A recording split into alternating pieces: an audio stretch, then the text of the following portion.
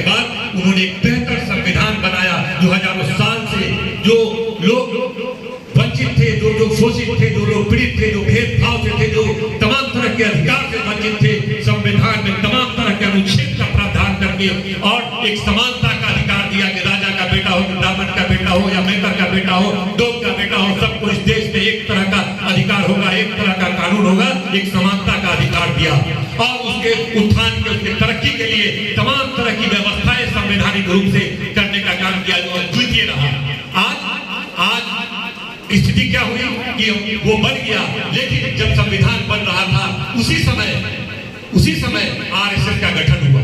एक तरफ आरएसएस इस उद्देश्य से चला कि नहीं, हमारे देश में जो हजारों साल से मनुवाद की व्यवस्था है, जो मनुस्मृति की व्यवस्था है, वही व्यवस्था रहनी चाहिए। वो उस उद्देश्य के तहत आरएसएस चला। एक तरफ हम लोग बाबा साहब अम्बेडकर चले कि नहीं, की व्यवस्था गलत है, देश आजाद हुआ, संविधान बना, आरएसएस ने विरोध किया कि देश में नए संविधान की जरूरत नहीं है, हजारों साल से इस देश में मनुस्मृति का विधान है, उसी के तहत देश चलना चाहिए। लेकिन वो उतने शक्तिशाली नहीं थे, देश में एक अच्छा संविधान बना। जब आरक्षण की व्यवस्था की गई कि दलित पिछड़े लोग को मुख्य धारा में लाया जाए, उस समय भी जब देश आजाद हुआ था, उस समय भी आरएसएस के लोगों ने जितनी ताकत थी, जितनी क्षमता थी, उन लोगों ने इसका विरोध करने का काम किया।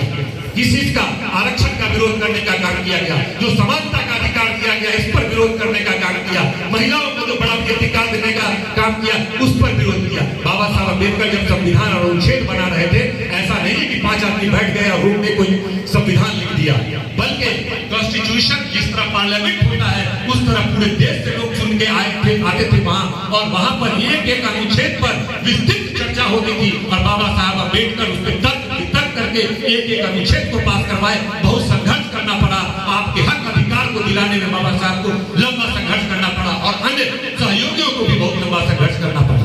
लेकिन आजादी हो गई, संविधान मिल गया हम लोगों के पास। उसके बाद उस मानसिकता के लोगों ने यह चुनौती दिया कि हम आज कल सत्ता में आएंगे, इतने सशक्त होंगे, इन तमाम जो अधिकार दिए गए हैं, जो मनुस्मृति के विरुद्ध भारत के संविधान ने जो बराबरी का अधिकार दिया है, या जो भी आरक्षण की व्यवस्था की है, जो तमाम अनुच्छेद बनाया है, सब हम खत्म करेंगे। दोनों लड़ाई चलती रही, लेकिन आजादी के 40 साल 50 साल के बाद भी इस देश में जो मानसिकता थी वो अपने हिसाब से काम करती रही। आप बिहार ही देखिए, कुछ दिनों पहले भोला बाबू विधानसभा में बोल रहे थे कि लालू प्रसाद जी ने कौन सा सामाजिक न्याय करने का काम किया, इस पे हम चर्चा कर रहे थे कि आजादी मिली 1947 में, संविधान आ गया 1950 में, लेकिन 60 के दशक में आइए, 70 के दशक में आइए, 80 के दशक में आइए, जिसकी आबादी जो ओबीसी पिछड़ा जिसकी आबादी 55% कहा जाता है, उसका प्रतिनिधित्व कितना हुआ करता था विधानसभा में?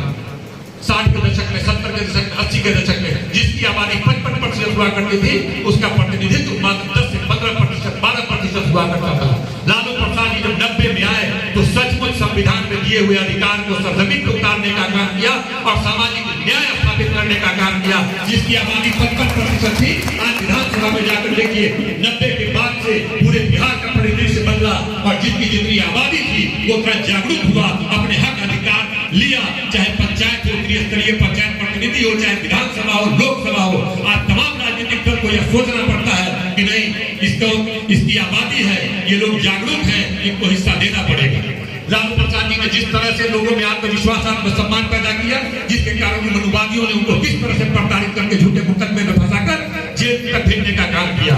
आज स्थिति, वैसे लोग आज सत्ता में आ गए हैं, वैसे लोग जो उस मनुवाद के समर्थक थे, जो संविधान के विरुद्ध थे, जो बाबा साहब अम्बेडकर के विरुद्ध थे, जो लालू प्रसाद यादव के विरुद्ध थे, आज लंबे समय से सत्ता में है। सत्ता में आने के बाद क्या किया?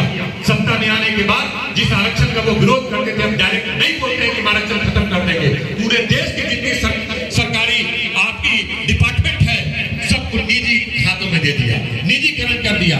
निजीकरण करने का मतलब सौदा हो गया कि आरक्षण समाप्त।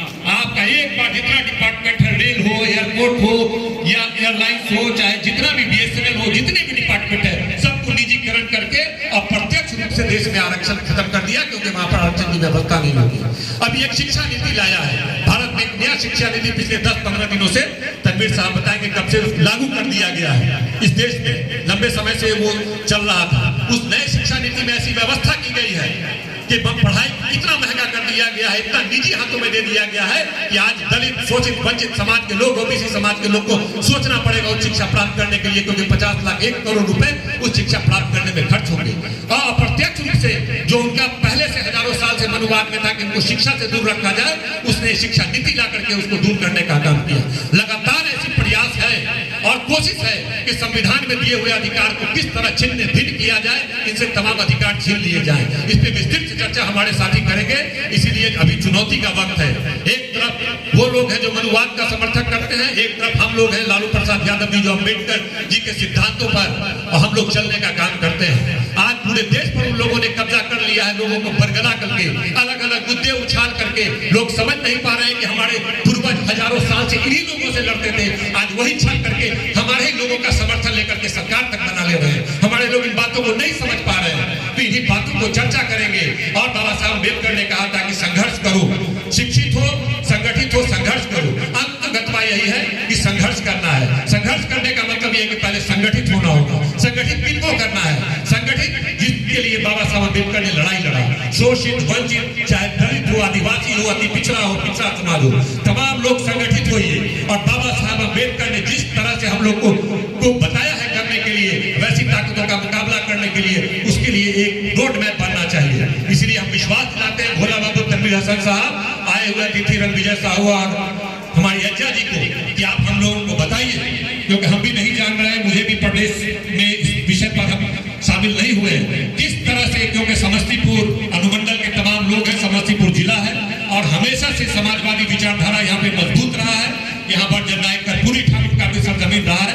आप मार्गदर्शन कीजिए, यहाँ के तमाम क्रांतिकारी साथी मिलकर हम लोग आपके संदेश को पंचायत तक, बूथ तक, घर तक ले जाएंगे और उस मनुवादी को, उस भारतीय जनता पार्टी को बिहार में स्थापित नहीं होने देंगे। चाहे 24 हो, चाहे 25 हो, जाने वाला कोई भी ऐसा चुनाव हो, उसको यहाँ पर पैर जमाने नहीं देंगे। इन्हीं चंद बातों के साथ आप तमाम लोगों का आभार और धन्यवाद देते हुए अपनी बात को समाप्त करते हैं।